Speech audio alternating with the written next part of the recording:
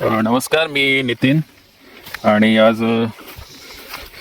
मी सोलापूरमधील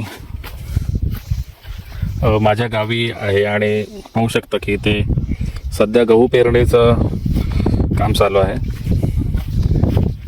सोबत तिथे विहीर आहे. तसेच एक 2 ते 3 दिवसापूर्वी गहू पेरलेला आहे आणि त्याला पाणी देण्याचं काम सध्या चालू आहे. तर अशा प्रकारे भर उन्हात जे मामा वगैरे इथे शेतकरी आपले काम करत असतात.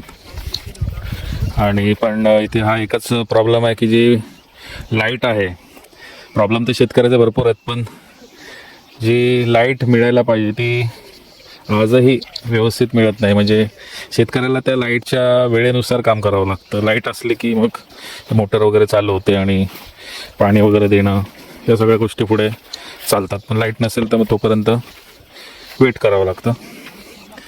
तर अशा प्रकारे थोडंसं अवलंबून राहावं लागतं शेतकऱ्यांना. आणि बाजारभाव वगैरे मिळणं वगैरे ते तर एकदम वेगळाच विषय आहे. तसं लांबपर्यंत जे दिसतंय असं ते पूर्ण हा पट्टा समोर ते काही दिवसापूर्वी लावलेलं सुद्धा दिसत असेल तुम्हाला, गहू लावलेला आहे. तर अशा प्रकारे आता वाजले दुपारचे, बघा तुम्ही, सकाळी व्हिडिओ बनवतो आहे मी, लगभग 11:30 वाजलेत.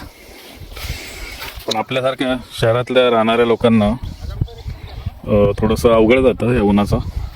पण यांना काय तसा सवय झालेली असते, त्यामुळे प्रॉब्लेम नाही आहे. तर अशा प्रकारे खूप काही आपल्याला आपल्या घरापर्यंत, ताटापर्यंत जे अन्न येतं ते पिकवण्यासाठी खूप सारी मेहनत असते. आणि आपण ते खाताना कधी कधी किती वेस्ट करतो किंवा किती त्याचा अपव्यय करतो हे सुद्धा आपण बघायला हवं. एक एक दाणा किती मेहनतीने येत असतो, त्या अन्नाचा पण रिस्पेक्ट करायला हवा. कारण ते उगवण्याच्या मागे खूप शेतकऱ्यांची मेहनत दडलेली असते. ठीक आहे, आत्तापर्यंत या व्हिडिओमध्ये एवढंच. पुढे काही असेल विशेष तर मी नक्कीच व्हिडिओ बनवेन.